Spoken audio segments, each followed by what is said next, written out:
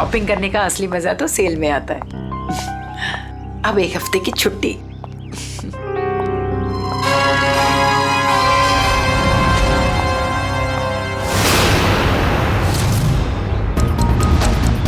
अब घर जाकर मम्मी से कहूंगी कि उनके हाथ की ठंडी लस्सी बना कर दे।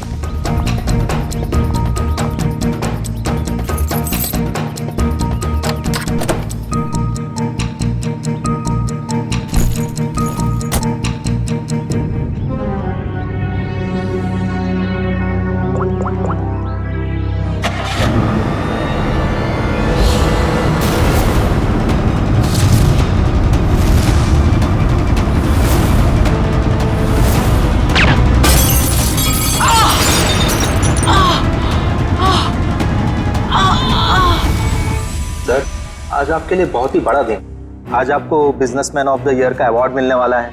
आखिर सर आपने दिखाई दिया कि इंसान मेहनत से ही सफलता के शिखर पर पहुंचता है। क्या बात है सर, आप कुछ खोए खोए से दिख रहे हैं? कोई परेशानी? नहीं, ऐसी कोई बात नहीं है। अच्छा, वो तुमने कुमार की एनुअल रिपोर्ट भिजा दी? जी सर। ये परेशानी में है।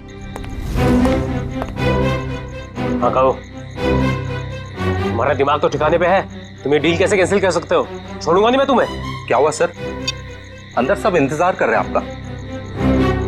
ठीक है चलो।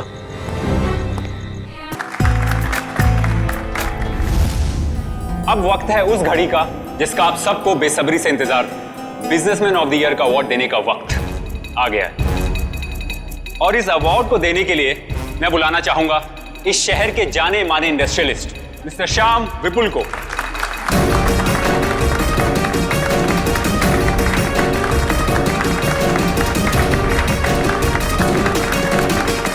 जैसा कि आप सभी जानते हैं, इस साल के बिजनेसमैन ऑफ द ईयर हैं मिस्टर विराज।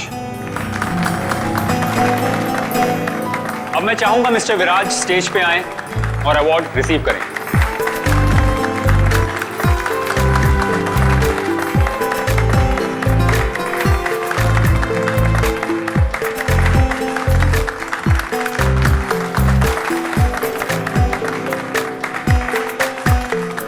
अब मैं चाहूंगा मिस्टर विराज हमारे लिए 2 शब्द कहें।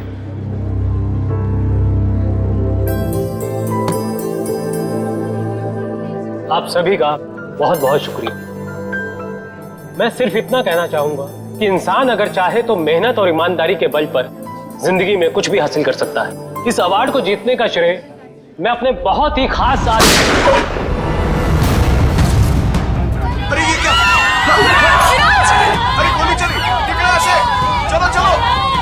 हमें ना लग जाए।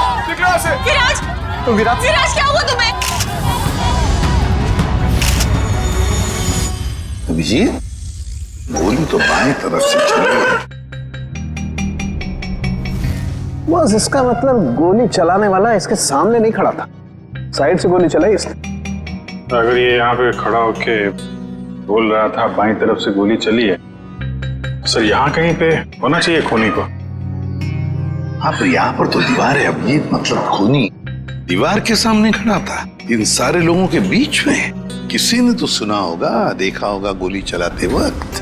ये इधर दीवार पे मेहमान थे इस तरफ? सर 2 या 3। 2 या 3? कितने? सर 3। कौन लोग थे, कुछ याद है आपको? सर गोली की आवाज सुनकर वो लोग भाग गए, जो बचे यहीं बचे हैं। मेहमानों की लिस्ट तो होगी तुम्हारे पास? Yes sir. लाओ। Okay sir. वैसे आप लोगों ने देखा किसी को गोली चलाते हुए? नहीं सर। कमाल है, एक आदमी यहाँ पे गोली चलाता है, इनकी मौत हो जाती है, ना किसी ने कुछ देखा ना सुना। ऐसा कैसे हो सकता है? सर दरअसल हम सबका ध्यान स्टेज पे चल रहे प्रोग्राम पे था, इसलिए गोली कहाँ से आई वो पता ही नहीं चला।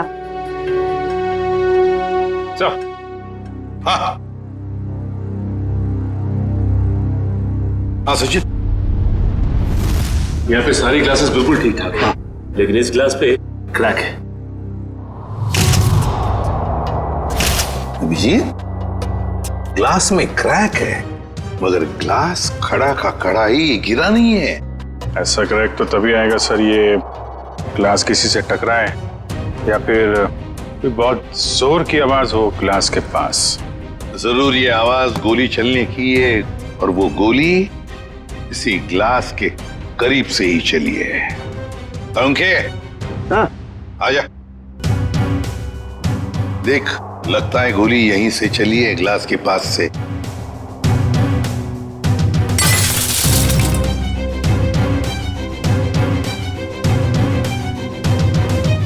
बॉस, देख करके तो ऐसा ही लगता है कि गोली यहीं से चली है। फिर भी 100% श्योर होने के लिए मैं अच्छी तरह से चेक कर लेता हूँ। चेक कर ले।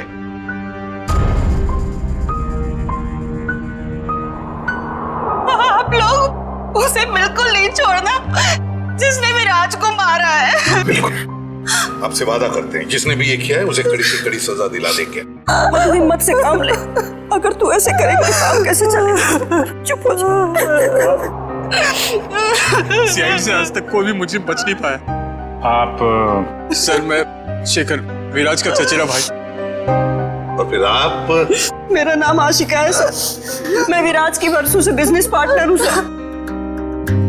और सर मैं विराज जी का पीए हूँ।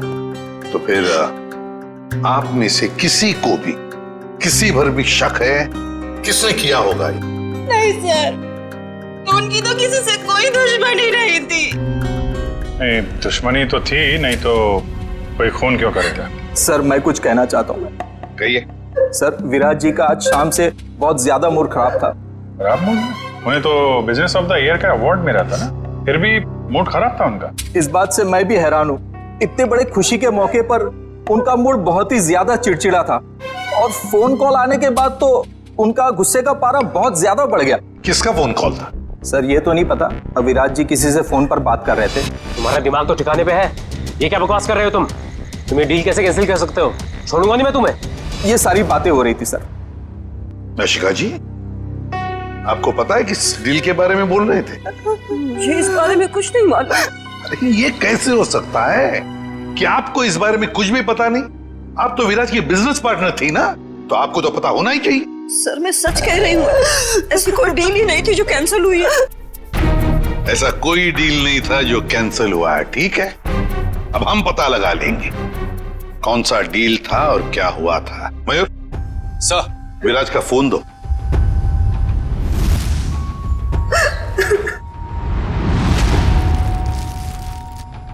देखो जरा, आखिरी फोन।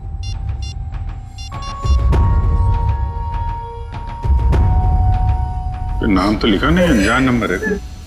फोन लगा के देखो। फोन बंद आ रहा।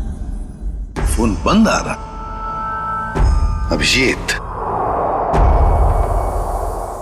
फोन बंद आ रहा है, इसका मतलब है विराज की मौत का जिम्मेदार ये फोन कॉल ही है। पता लगाना पड़ेगा ये फोन नंबर है किसका। मनसा, बेकार की जिद छोड़ दो ना। मम्मा प्लीज समझने की कोशिश करो, मुझे सीआईडी के पास जाना ही होगा, मुझे मदद लेनी होगी मम्मा। नहीं, मैं तुम्हें नहीं जाने दूंगी। फिर से हमला हो गया तुम पर तो।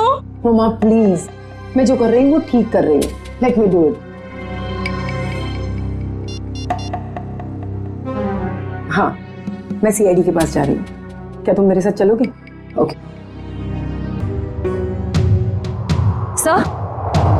सर, मोबाइल कंपनी वालों से पता चला है कि वो नंबर किसी अर्जुन के नाम पे रजिस्टर्ड है, जो बगोदिया बस्ती में रहता है। लेकिन उसके घर वालों ने बताया कि अर्जुन तो 5 साल पहले मर चुका है। क्या? और उसका सिम कार्ड कौन इस्तेमाल कर रहा है कुछ पता नहीं। तो बड़ा चालाक है ये खूनी, कोई भी सुराग नहीं छोड़ रहा है। 5 साल पहले मरे हुए आदमी का सिम कार्ड इस्तेमाल करता है और फिर विराज का खून भी करता है।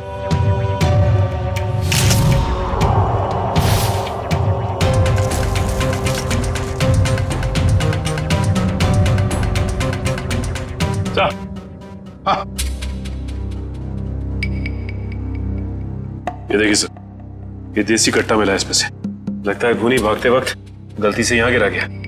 अजीब को नहीं है सर, भाग गया लेकिन हथियार यहीं छोड़ गया हमारे लिए।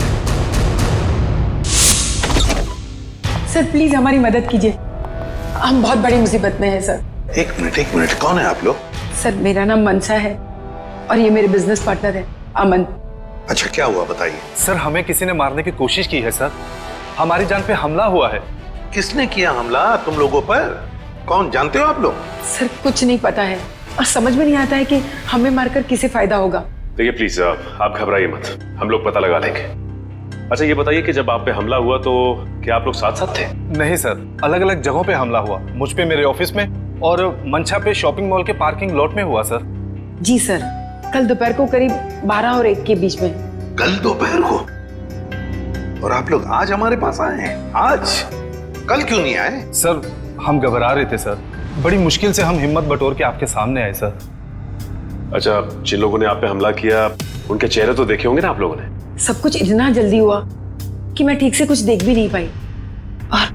और ये देखिए, गोली मेरे बाजू में लगी। बड़ी अजीब बात है, गोली चलाने वाले ने देखा तक नहीं कि गोली निशाने पर लगी है या नहीं।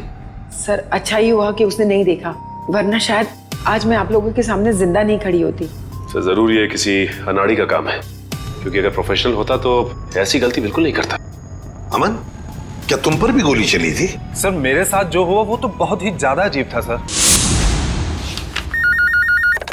हेलो। अरे नहीं यार, ऑफिस में आज अकेला ही हूँ, शनिवार था इसलिए सभी लोग चले गए। मेरा भी थोड़ा बहुत ही काम बाकी है, बस मैं भी जाने ही वाला हूँ।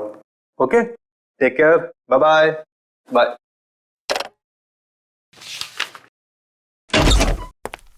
अरे ऑफिस में इस वक्त कौन हो सकता है?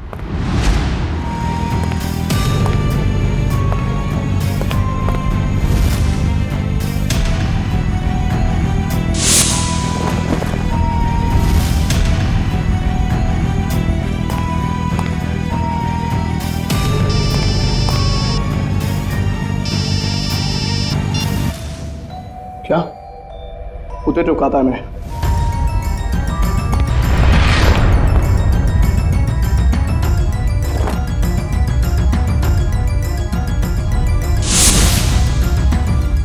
सर गोली मारने वाला बिना गोली मारे ही चला गया। वही तो। सर ये तो बहुत अजीब है। सर जो कुछ भी हुआ, कम से कम मेरी जान तो बच गई सर। नहीं, ये तो बड़ी अच्छी बात हो गई। अब आप लोग हमारी एक मदद कीजिए उनका स्केच बनवाने में। सर स्केच तो बनवा देंगे, मगर ब्यूरो से बाहर जाने से डर लग रहा है सर, कहीं फिर से हम पे हमला हुआ तो। अब आप पर कोई हमला नहीं कर सकता। अब आप लोगों की सुरक्षा की जिम्मेदारी हमारी है। एक बात समझ में नहीं आ रही है, मंशा पर गोली चलाने वाला करीब से गोली चलाता है मंशा पर जानलेवा गोली नहीं चलाता, और जो अमन पर गोली चलाने गया था वो बिना गोली चलाए वापस चला जाता है। ऐसा क्यों? नहीं नहीं नहीं, ये कुछ अलग ही चक्कर है। सर ये रहा स्केच। Thank you. जाओ। आपको पूरा यकीन है यही लोग हैं वो? हाँ सर, लगभग ऐसे ही थे। ठीक है, थैंक यू वेरी मच। अब आप लोग जा सकते हैं, लेकिन निश्चिंत रहिए, आपकी सुरक्षा के लिए हमारे सीआईडी ऑफिसर्स तैनात रहेंगे। Thank you. Thank you sir. Shreya, देखो क्या ये दोनों पुराने पापी है क्या?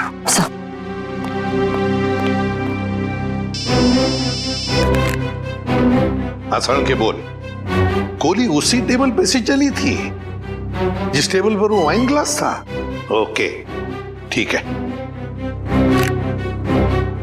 सर मिल गया? नहीं सर, उन दोनों का हमारे डेटाबेस में तो कोई रिकॉर्ड ही नहीं है। कोई भी रिकॉर्ड नहीं है उन दोनों का? अच्छा, एक काम करते हैं, वो मॉल जिसके पार्किंग लॉट में मंशा पर हमला हुआ था और अमन का ऑफिस, इन दोनों जगहों के पास उस वक्त जिस वक्त गोली चली थी, उस वक्त जितने भी सेलफोन्स नेटवर्क में थे उन सब का पता लगाते हैं। पर सर ऐसे तो सैकड़ों लोग होंगे। बिल्कुल, सैकड़ों लोग होंगे, सैकड़ों फोन होंगे, मगर मुजरिम उन्हीं में से ही कोई है, उन्हीं में से ही कोई है जो सबसे करीब थे उस पार्किंग लॉट में मंशा के पास, और सबसे करीब थे अमन के पास उसके ऑफिस में। उन्हीं में से ही है जो सबसे करीब थे इन दोनों के। फ्रेडी और पंकज को बोलो पता लगाने के लिए। सर फंक्शन का फुटेज रेडी है।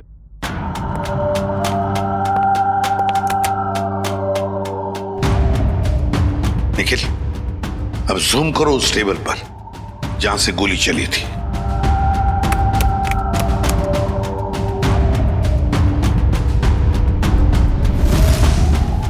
माय गॉड सर, इस टेबल पे तो 3 लड़कियां बैठी हैं। इसका मतलब इनमें से किसी ने विराज पे गोली चलाई।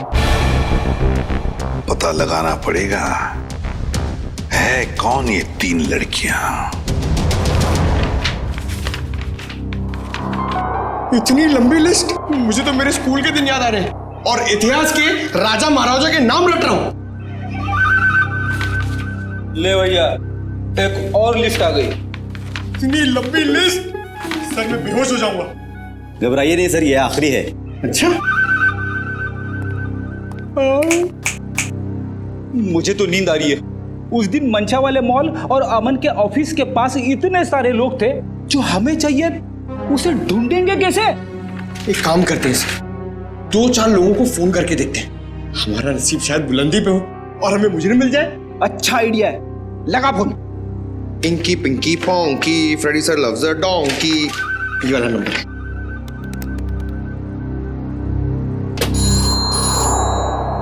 हेलो हेलो, क्या नाम है आपका मैडम? तुम्हें क्यों बताऊं? तुम्हें शर्म नहीं आती? अनजान लड़की को फोन करके परेशान करते हो। अरे नहीं मैडम, आप समझ नहीं रही हैं। अगर तुमने मुझे दोबारा फोन किया ना तो मैं सीआईडी को कंप्लेंट कर दूंगी। मैं खुद सीआईडी से हूँ। और मैं इंडियन क्रिकेट टीम की कैप्टन हूँ। खबरदार जो फोन किया दोबारा। अरे मैडम, आप समझ क्यों नहीं रही हैं? मेरे पति ने कहा ना तुमसे मुझे फोन करके परेशान करने के लिए। जाओ जाके कह दो उसे, मैं 1 पैसा दहेज नहीं देने वाली। दहेज? अबे क्या हुआ पंकज? दहेज का नाम सुन के तेरे पूरे शरीर में 440 वोल्ट का करंट क्यों दौड़ने लगा? अरे सर मत पूछिए, दहेज ही तो मेरी दुखती रग है। सर मेरा पुराना जख्म हरा हो गया। अबे मैं कुछ समझा नहीं। सर आप तो जानते ही हैं, मेरे स्कूल के और कॉलेज के जितने भी फ्रेंड्स हैं सबकी शादी हो चुकी है। मैं ही अकेला बचा हूं कुंवारा। पता है क्यों? क्यों? इस दहेज की वजह से। पंकज, एक सीआईडी ऑफिसर होने के बावजूद भी तुझे दहेज चाहिए? छी, कितनी शर्मनाक बात है ये। रुक, मैं अभी एसीपी साहब को फोन करता हूँ। अरे एसीपी सर को क्यों फोन कर रहे हो? मेरी बात तो सुनो। मैं दहेज नहीं मांग रहा हूँ, लड़की वाले दहेज मांगते हैं। मुझसे कहते हैं जब तक मैं दहेज नहीं दूंगा लड़की से मेरी शादी नहीं कराएंगे। इसलिए तो दहेज का नाम सुनते ही मेरे पसीने छूट जाते हैं सर। तू चिंता मत कर पंकज, जो लड़की तुझे सच्चा प्यार करेगी वो सिर्फ तेरा दिल देखेगी, दहेज या पैसा नहीं, समझे? सच्ची सर? हाँ।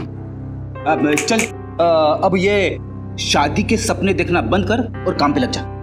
काम पे लग जा? लिस्ट इतनी लंबी है। अबे रो क्यों रहा है? चल एक काम करते, देखते हैं इन सारे नंबरों में से ऐसे कौन से 2 नंबर है जो मंशा वाले मॉल और अमन के ऑफिस के सबसे करीब है। देखिए सर,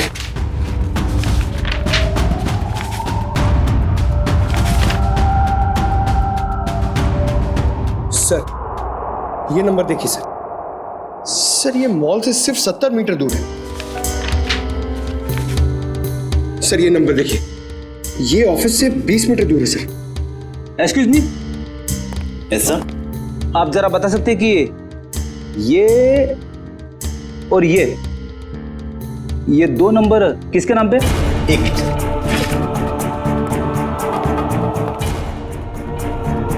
सर अगर आपकी नजर में कोई सुंदर सुशील प्यारी सी लड़की होगी ना सर, तो मुझसे मिलवा दीजिएगा सर। वो क्या है ना, मेरी मॉम चाहती है कि मेरे हाथ जल्दी से जल्दी पीले हो जाए। प्लीज जरा ध्यान रखो। एक्सक्यूज मी सर, ये दूसरा वाला नंबर ट्रेस करने में थोड़ा टाइम लगेगा, मगर ये पहला नंबर किसी शीतल कुमार का है। शीतल? मतलब पंकज, उस दिन मंशा को मारने कोई लड़का नहीं बल्कि लड़की आई थी। मंशा ने तो कहा था कि कोई लड़का था। ये केस तो और भी उलझता जा रहा है। एक काम करता हूं, दया सर को फोन करता हूं। सर क्यों बुलाया हमें यहाँ? अभी पता चल जाएगा। वो तीसरी लड़की कहाँ है जो इनके साथ में थी? सर उसका नंबर या एड्रेस नहीं मिला, यहाँ तक कि उसका लिस्ट में नाम भी नहीं था। उसका नाम भी नहीं था मेहमानों की लिस्ट में।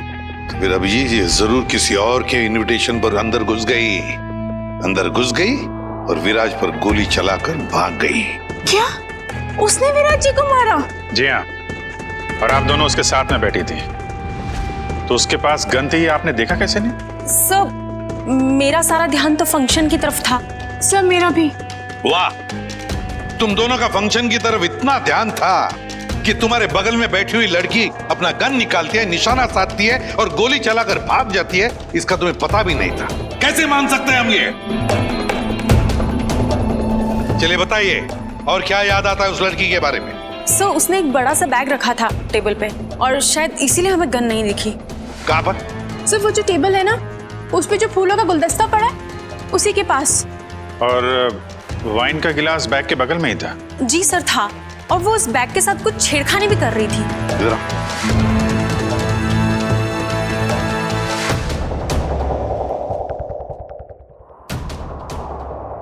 तुम दोनों यहाँ बैठी थी?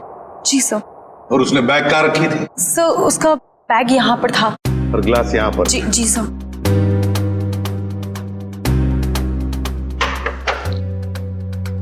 मतलब अभिजीत बैग के अंदर गन छुपा कर रखी थी। वो कह रही थी ना, छेड़छाड़ कर रही थी बैग के साथ, निशाना साधा उसने और गोली चला दी। सर, उसका चेहरा तो हम देख ही चुके हैं, उसकी फोटो टेलीविजन और अखबारों में दे दें सर? हाँ, मगर उससे पहले अभिजीत सीसीटीवी फुटेज चेक करो। सर, ये जो दोनों कैमरास है ये फंक्शन हॉल के अंदर के हैं और ये मेन गेट का।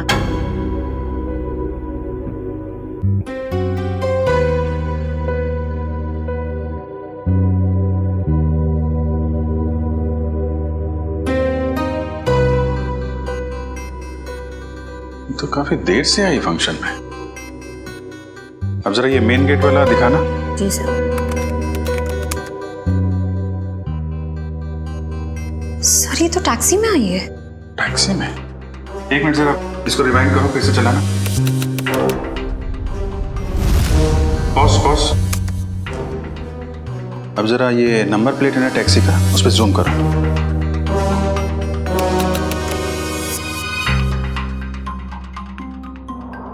टैक्सी कंपनी से पता करो कहां से बैठी थी ये इस टैक्सी में। जी हाँ, मैं उसी टैक्सी की बात कर रहा हूँ, VWJA 3856। जी हाँ, 23 नवंबर की रात लगभग 8 बजे के आसपास इस टैक्सी ने एक लड़की को तिरला ऑडिटोरियम पहुंचाया। देखिए, इस लड़की की सारी डिटेल चाहिए हमें। जी हाँ, खून का मामला है। क्या कहा टैक्सी कंपनी ने? सर, कंपनी वाले सारी डिटेल्स ईमेल कर रहे हैं सर। ओके। टैक्सी कंपनी का ईमेल आ गया?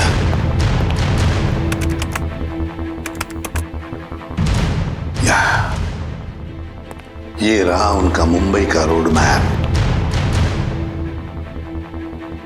और ये है वो लाल डॉट, ये है वो टैक्सी और उस टैक्सी का रूट ये था, ये देखो, तिरला ऑडिटोरियम। मतलब उस लड़की ने टैक्सी ज्वाला रोड से पकड़ी है, ज्वाला रोड से। बहुत होशियार है लड़की सर, इसने टैक्सी अपने घर पे नहीं बुलाई बल्कि भीड़ भाड़ वाली रोड पे बुलाई। लगता है इस लड़की का घर ज्वाला रोड के आसपास ही होगा। निखिल, काम करो, तुम और जयवंती जाओ, ज्वाला रोड जाओ और अच्छी तरह से पूछताछ करो।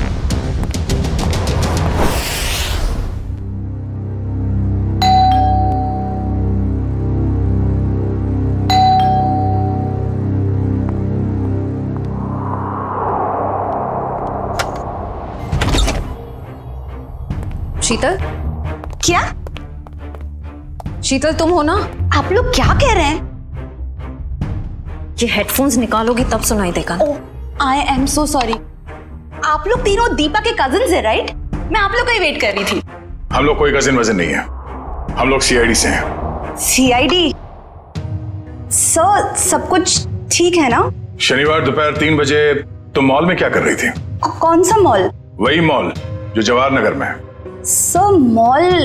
मैं कोई मॉल में थी नहीं और जवाहर नगर तो मेरे घर से काफी दूर है, मैं वहां जाती ही नहीं हूँ। देखो शीतल, ड्रामा करने की जरूरत नहीं है। अगर तुम जवाहर नगर नहीं गई थी तो तुम्हारा फोन वहां कैसे पहुंच गया? पर मेरा फोन तो गुम हो चुका है, मेरे पास है ही नहीं। आप लोगों को मिला क्या? ओह, तो फोन मिलने रहा है, बहाने अच्छे हैं, मगर सीआईडी के सामने ये सारे बहाने पिट जाते हैं, क्योंकि हमें यह भी पता है कि इस वक्त आपका फोन कहाँ है। यहीं पर है, घर पे, नेटवर्क यही बता रहा है। पर मेरे पास तो मेरा फोन है ही नहीं और नेटवर्क और सिग्नल। हाँ, शायद हो सकता है कि मेरी काम वाली बाई ने चुराया हो। मैं उसे इनफैक्ट निकालने वाली थी काम से। अंदर कौन है? कोई नहीं, शायद चूहा होगा। चूहा? आप लोग कहाँ जा रहे हैं? आप लोग मेरी मर्जी के बगैर मेरे घर में नहीं जा सकते। सुनिए, आप लोग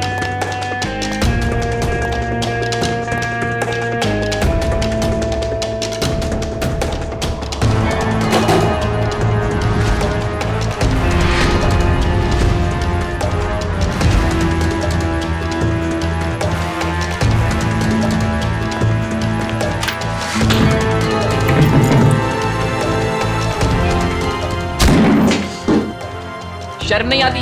ऐसे कैसे अंदर घुसे चले आते हो? अब क्या करें, आदत से मजबूर है। क्या? काफी बड़ा चूहा है, इसे खुराक की जरूरत है, हम ले जाते हैं।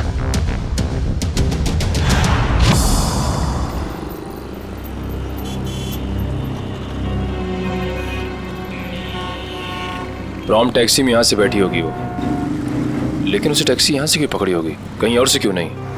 यही समझ में नहीं आ रहा है। देख भाई निखिल, तेरी समझदारी जरा मैं हिला देती हूँ। तुझे पता है, एक आदमी जब सज धज जाता है तो वो बाहर टहलने निकल पड़ता है। सजने के बाद टहलने क्यों लगता है? डिपेंड करता है, अगर जवान बच्चा हो तो पुड़ियों छुड़ियों पे लाइन मारने निकल पड़ता है, और अगर बुजुर्ग हो तो खुशी में निकल पड़ता है। लेकिन औरतों और लड़कियों का ऐसा नहीं होता। तुझे नहीं पता? नहीं। लड़कियों के बारे में कुछ तो पता होगा। वो कुछ भी नहीं पता? नहीं। शर्मा क्यों रहा है? नहीं वो देख, लड़की औरत जब एक बार तैयार हो जाती है तो वो ज्यादा दूर तक नहीं जाती। मतलब नहीं जाती, जा ही नहीं सकती। मतलब ये कि वो जहाँ तैयार हुई है, टैक्सी भी उसने वही बुलाई होगी। मतलब घर के आसपास? बिल्कुल। देखा था ना वीडियो में, कितनी सजी धजी हुई थी। अब इतना मेकअप और लिपस्टिक उसने होटल में बैठ के नहीं किया, घर पे किया होगा। उसका घर यहीं कहीं आसपास होना चाहिए। अब एक बात मैं आपको बताता हूँ। लड़कियों के बारे में? नहीं, बंदा जा रहता है, अक्सर दवाई वगैरह वहीं आसपास से लेता है। होशियार है तू। वो तो। चल ढूंढे उसे। Excuse me. जी? हमें कुछ चाहिए। प्रिस्क्रिप्शन दिखाओ। ये क्या है? ये प्रिस्क्रिप्शन है। ध्यान से देखो जरा। बात क्या है? देखो, हम सीआईडी से हैं। ये फोटो ध्यान से देखो और बताओ, तुमने पहले इसे कहीं देखा है? तो मेरी। ये तो मेरी। नहीं, मेरी कुछ नहीं लगती। ये तो वही है ना? अरे देखना, ये वही है ना? अरे हाँ, ये तो वही है 11 नंबर बंगले वाली। 11 नंबर वाली? हाँ, 11 नंबर पे रहती है, घर से फोन करती है। बहुत बार घर पे दवाई भेजी हमने इसके। क्यों, बीमार है क्या? नहीं, हट्टी कट्टी है। 11 नंबर वाली।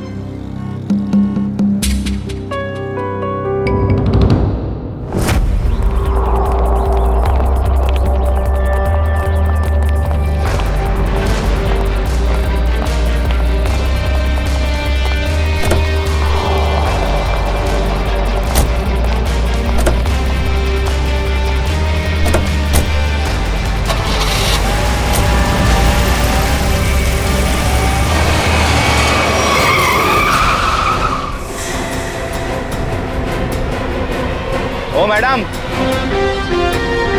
गाड़ी हटाओ।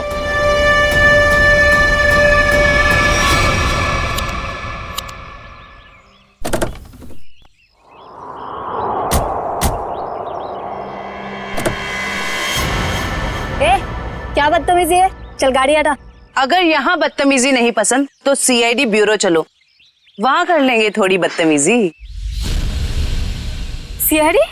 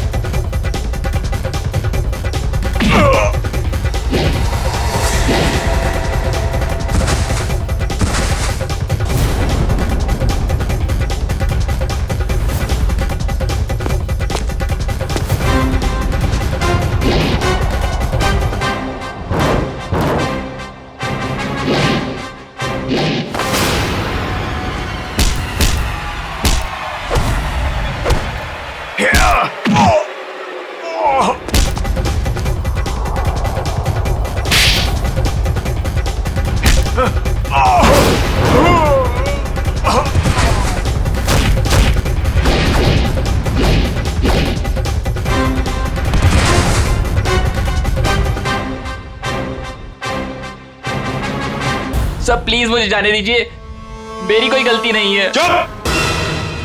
पैसे लेकर लोगों को मारते और कहते हो तुमने कुछ नहीं किया। किसने कहा था तुम्हें मंशा और अमन को मारने के लिए? प्रीतम ने। कौन प्रीतम? वो बड़ी पार्टियों से सुपारी का कॉन्ट्रैक्ट लेता है और हम जैसे लोगों में बांट देता है। मुझे मंशा को मारने के लिए कहा था उसने, और मेरे दोस्त रिंकू को अमन की सुपारी दी थी। मतलब पैसे लेकर लोगों को मारने का पूरा नेटवर्क ये प्रीतम चलाता है, और फिर मंशा और अमन को मारने के लिए प्रीतम को किसने कहा? प्रीतम को किसने कॉन्ट्रैक्ट दिया था? सब विराज थे। विराज? सर इसका मतलब विराज, मंशा और ये अमन का केस आपस में जुड़ा हुआ है। हाँ, पर मजे की बात यह है सचिन कि विराज ने प्रीतम को कॉन्ट्रैक्ट दिया मंशा और अमन को मारने का, और फिर विराज का ही खून हो गया। सर कहीं ऐसा तो नहीं कि अमन और मंशा ने मिलकर विराज को मरवा दिया हो? तो फिर मंशा और अमन हमारे पास क्यों आते? अच्छा, ये तुम्हें सुपारी मिली थी ना मंशा और अमन को मारने की, तो फिर तुम और तुम्हारे दोस्त नाकामयाब कैसे हो गए? नाकामयाब नहीं हुए थे सर, प्रीतम ने आखिरी वक्त पर सुपारी कैंसिल कर दी थी। प्रीतम ने आखिरी वक्त इन दोनों को मारने का प्लान ही कैंसिल कर दिया? क्यों? ये चक्कर क्या है? मुझे तो लगता है विराज की मौत के पीछे इस प्रीतम का हाथ है। दीपिका। जी सर। तुम्हें विराज को मारने के लिए किसने कहा था? प्रीतम ने। प्रीतम ने? सर मगर प्रीतम को किसने कहा होगा विराज को मारने के लिए? वो भी पता चल जाएगा निखिल। सर मुझे कितनी देर यहाँ रुकना पड़ेगा? क्या मैं घर जा सकती हूँ? क्यों? ऐसा कौन सा अच्छा काम किया है जो तुम्हें हम जाने दें? एक खूनी को बचाने की कोशिश की है तुमने, समझे? सर मैं इलेश से प्यार करती हूँ, इसलिए भाग गई थी। तो कौन सा बड़ा काम किया इलेश से प्यार करके? इसे बचाने की कोशिश की तुमने, उसे तो सजा होगी, मगर तुम्हें भी होगी सजा। चले जाओ इसे। चलो। इलेश, तुम्हारे पास प्रीतम का नंबर और एड्रेस तो होगा ना? सर मेरी बात प्रीतम से कभी डायरेक्ट हुई नहीं, हमेशा उसकी सेक्रेटरी जिया से ही बात होती थी। दीपिका, तुम्हारे पास नंबर है प्रीतम का? नहीं, मेरी बात हमेशा उसकी सेक्रेटरी जिया से होती थी। तो फिर सेक्रेटरी जिया का नंबर दो हमें। सर कोई एक नंबर हो तो बताएं, हमेशा नए नए नंबर से फोन करती थी वो। और हाँ, किसे बात है उसकी सारी जानकारी एक लिफाफे में डालकर घर के बाहर रखती थी। नए नए नंबरों से फोन करती थी। बड़ी चालाक समझती है ये अपने आप को सेक्रेटरी जिया, लेकिन उसे पता नहीं अब उसका पाला पड़ा है हमसे, सीआईडी से। अब ज्यादा देर बच नहीं सकती वो। जिया ने जिन जिन नंबरों से तुम्हें फोन किया है वो सारे के सारे नंबर चाहिए हमें अभी, इसी वक्त।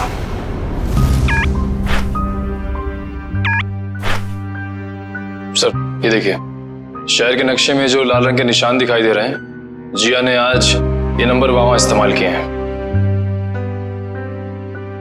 ये है वो पहला नंबर जिया ने इस्तेमाल किया हुआ।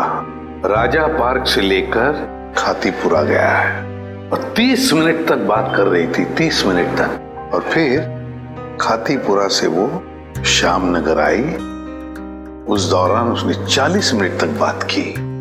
हाँ सर, और तीसरा नंबर उसने इस्तेमाल किया है श्याम नगर से क्वींस रोड के बीच, तकरीबन अब 1 घंटे बाद की है सर।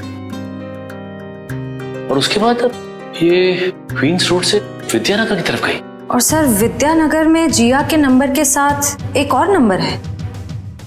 लगता है ये नंबर प्रीतम का है श्रेया, ये प्रीतम ही है। इस प्रीतम ने बुलाया होगा जिया को विद्यानगर मिलने के लिए। लेकिन सर विद्यानगर के बाद तो जिया का मोबाइल बंद हो गया सर। तो ठीक है, होने दो, लेकिन वो दूसरा नंबर भी तो है जिससे जिया मिली थी, उसको ट्रैक करो Nikhil.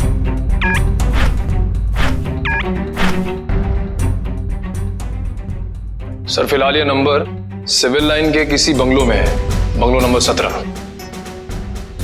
Civil Lines bungalow number 17। Jiya, तेरी साड़ी तो बहुत अच्छी लग रही है, कहाँ से खरीदी? स्पेशली ऑर्डर देके बनवाई है। डिजाइनर है। वाह जिया, तेरी चॉइस को तो मानना पड़ेगा। एक मिनट। मेरा एक बहुत पुराना दुश्मन है, मुझे उसे मरवाना है। दाम जो भी चल लग जाए। लगता है किसी आशिक का फोन आया है। मैं प्रीतम जी की सेक्रेटरी बोल रही हूँ। आपका संदेश उन तक पहुँचा दूंगी। 10 लाख लगेंगे। अरे 20 लाख दूंगा, लेकिन वो बचना नहीं चाहिए। बहुत नफरत करते हैं उनसे। ऐसा क्या बिगाड़ा है आपका? मिल के बताता हूँ आपको। लगता है दरवाजे पे कोई आया है। मैं आपको थोड़ी देर में कॉल करती हूँ। आप? नहीं, वो मैं ही हूँ। आपसे मुलाकात भी हो गई। आप कौन है? वैसे तो मेरा नाम अभिजीत है, लोग मुझे सीनियर इंस्पेक्टर अभिजीत के नाम से जानते हैं। सीआईडी में काम करता हूँ। आप किस नाम से बुलाना पसंद करेंगी? सीआईडी का यहाँ क्या काम? अरे फोन पे बताया ना आपको। अच्छा वो, मुझे लगा कोई मजाक कर रहा है तो मैं भी मजाक करने लग गई। सुपारी का लेन देन तुम्हें मजाक लगता है? जिया, ये सब क्या चल रहा है? सॉरी गर्ल्स, पार्टी खत्म हो गई है, आप लोग जा सकती हैं। Thank you very much. चलिए चलिए। चलो चलो। आप सोच भी नहीं सकती आप कितनी बड़ी मुसीबत में फंस गई हैं। देखिए, मैं प्रीतम के लिए काम करती हूँ, लेकिन मैंने आज तक उसे नहीं देखा। वाह सर, अभी तक ये कह रही थी कि प्रीतम को जानती नहीं है, अब कह रही है देखा नहीं है। ऐसा ना हो थोड़ी देर के बाद ये कहें कि ये खुद प्रीतम है। अरे मैं ऐसा क्यों कहूंगी? मैं प्रीतम नहीं हूँ, मैं तो जिया हूँ। जरा आईडी दिखाइए अपना। ID card? हाँ, I card, driving licence, PAN card, passport, कुछ भी नहीं है। नहीं है? ओह, जरा मैडम का बैग चेक कर लीजिए।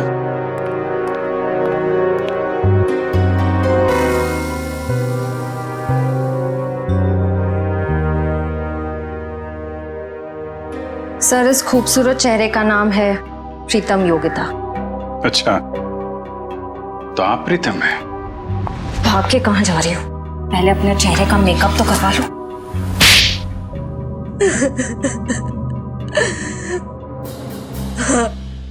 मैं ही प्रीतम हूँ और मैं ही सुपारी लेने का काम करती हूँ। आज की सुपारी किसने दी थी तुम्हें?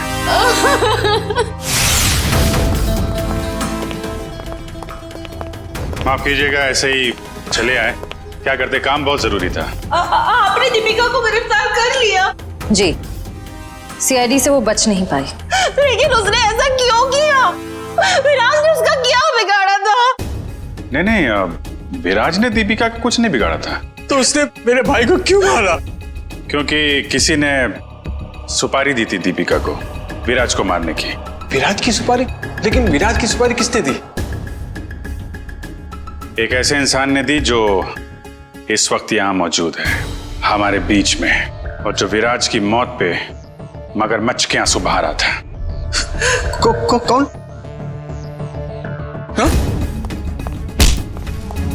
शेखर, तो भागने दौड़ने का बहुत शौक है आपको? हमारी जेल के बाहर एक बहुत बड़ा मैदान है, वहां आपका ये शौक पूरा हो जाएगा।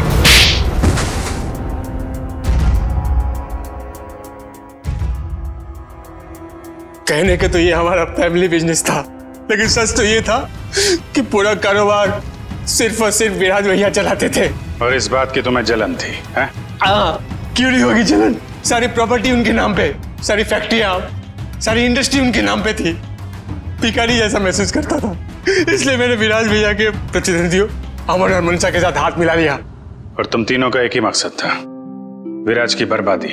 हाँ, जब विराज भैया को एहसास हुआ कि अमन और मनसा दिन दुगनी रात चौगनी तरक्की कर रहे थे, तो उन्हें बर्दाश्त नहीं हुआ, उन्होंने दोनों की सुपारी दे दी। और इसके पहले कि वो दोनों मारे जाते, तुमने वो सुपारी कैंसिल करवा के विराज की सुपारी दे दी। हाँ, तो क्या गलत किया मैंने? विराज भैया कौन से दूध के धुले हुए थे? हाँ, वो दूध के धुले नहीं थे, लेकिन तुम्हें उन्होंने एक छोटे भाई से ज्यादा अपने बेटे की तरह समझा था। तुमने जो किया है ना शेखर, उसका तो प्रायश्चित तक नहीं हो सकता। प्रायश्चित के लिए बहुत टाइम मिलेगा, जेल की सलाखों के पीछे फांसी का ऑर्डर आने तक।